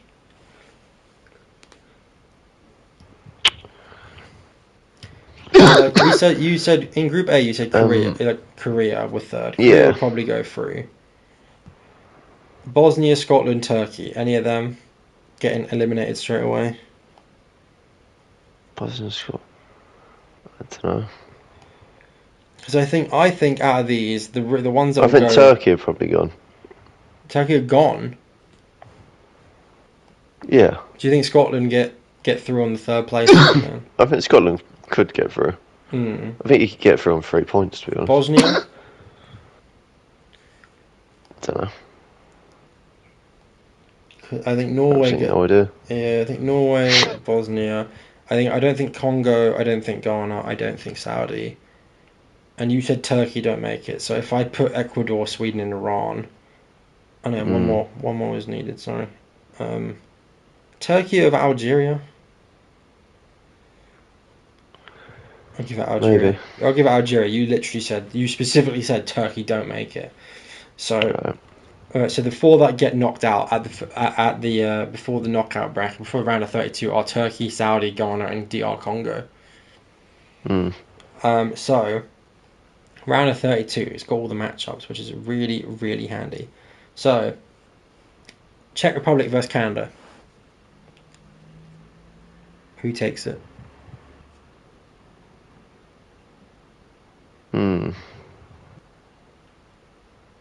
Czech Republic, Canada. Probably.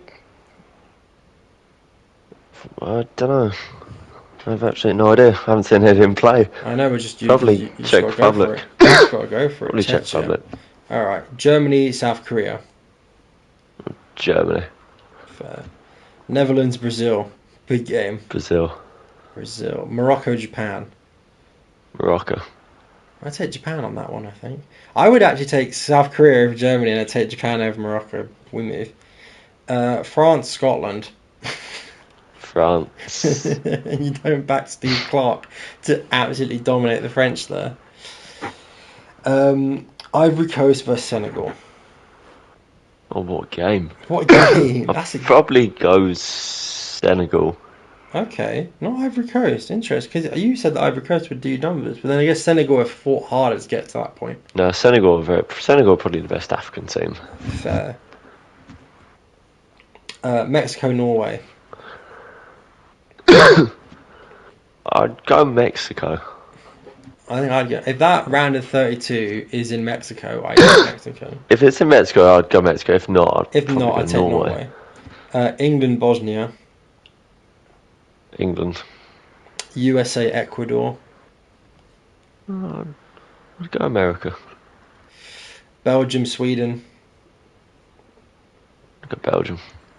Spain, Austria. Spain.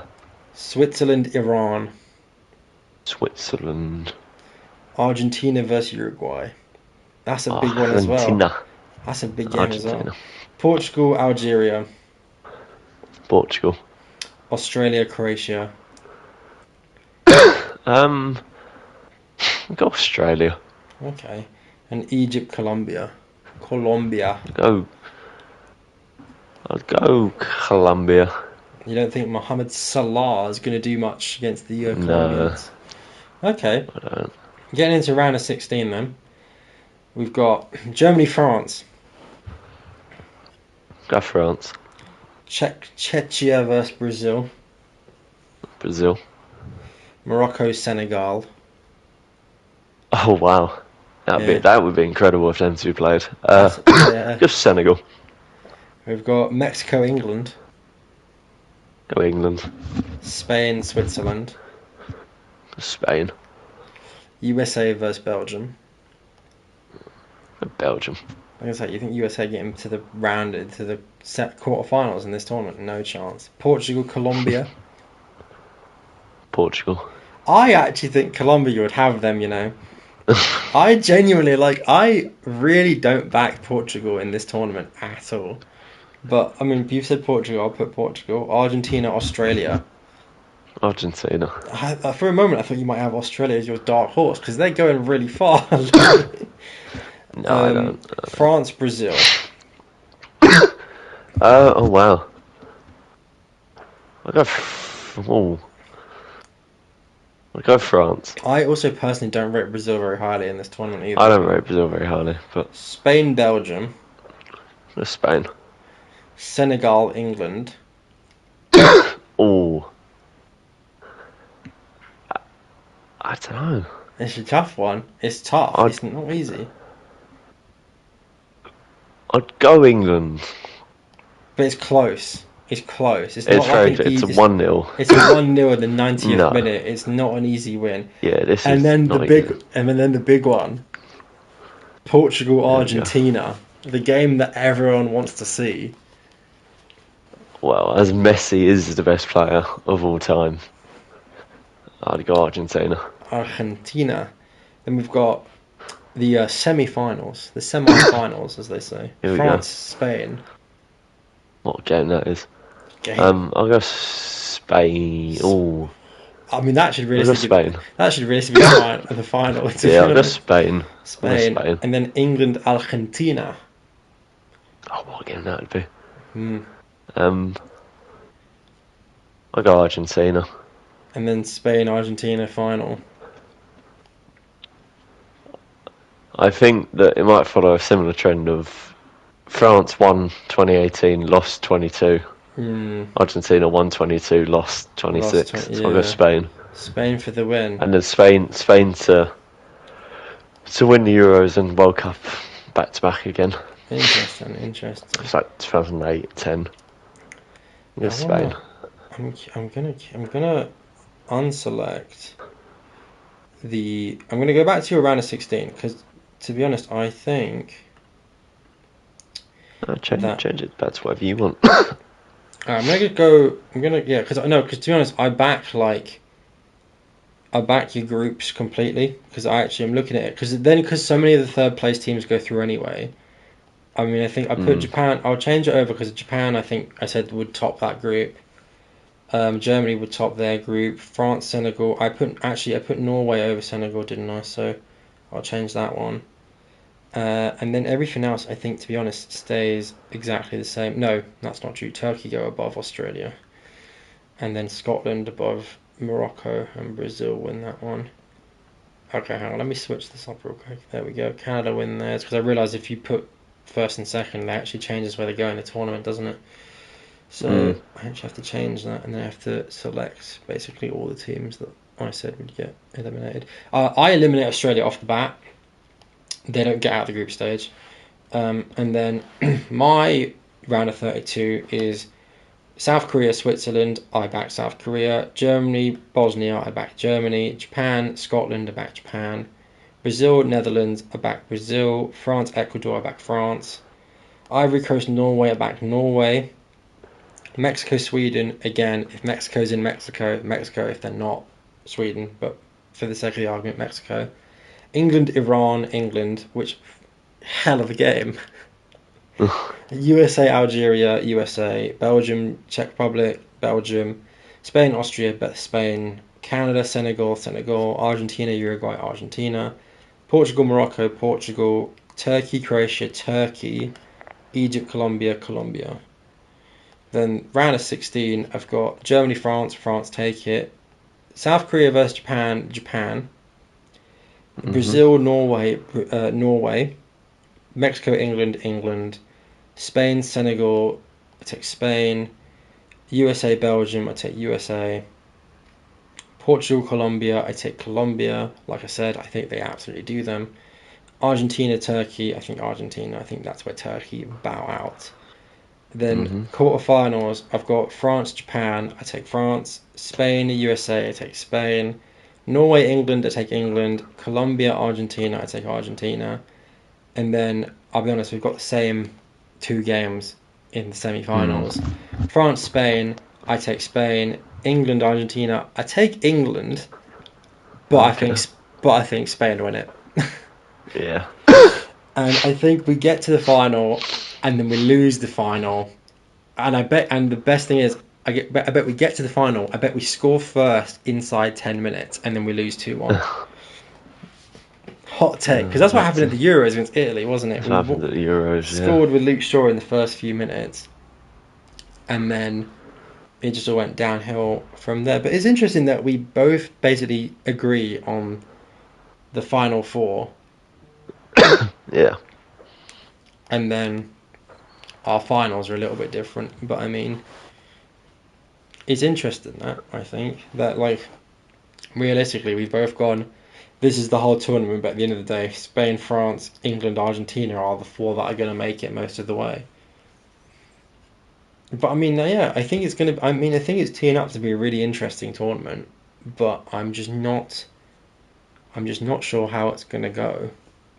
But I am excited, And I mean, we've only got 4 days, well, 3 days now, until the first match kicks off in Mexico. I don't know what time it kicks off at, but I assume it's like something reasonable.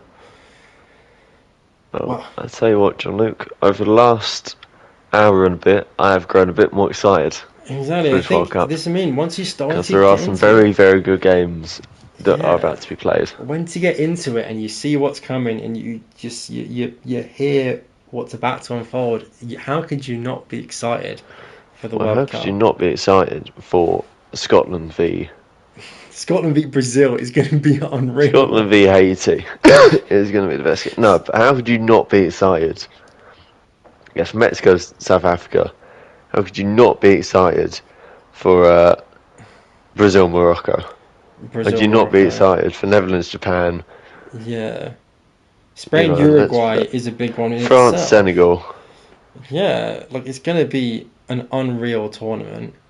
I think there's going to be lots of noise outside of the football that is very important, but at the same time shouldn't ruin the greatest tournament and game on the planet. But no, World War III could break out, and I'd still be sat for Scotland, Brazil. Oh, World War III could break out, and I would still be sat there waiting for the World Cup final to kick off. Norway, France is going to be great. Yeah, I think there's going to be lots of really good ones.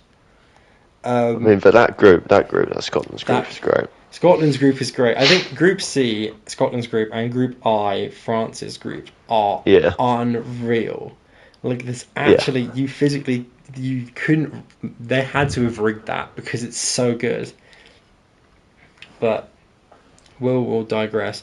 But we're gonna wrap this up because we've been going for a little while. But I'm gonna leave you. I want to give you a choice. One last choice. I've given you loads already.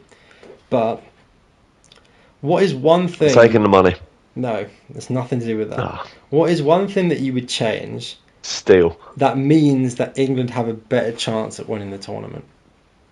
You asked me this the other day. I don't know fucking clue what you meant. Yeah, no, but I still don't know what you meant. Yeah, if you could make one change today, like, Tuchel comes to you, he's like, Matt, what should we do to better our chances of winning?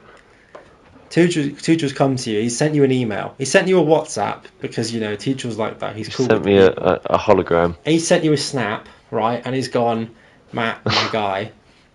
You get one change to whatever he's doing. What change are you making? Well, he's not going to win us the World Cup, but I'm taking Lewis Hall. I'm taking sending Cole Jed Spence Palmer. home. I'm taking Cole Palmer and I'm sending Madueke home.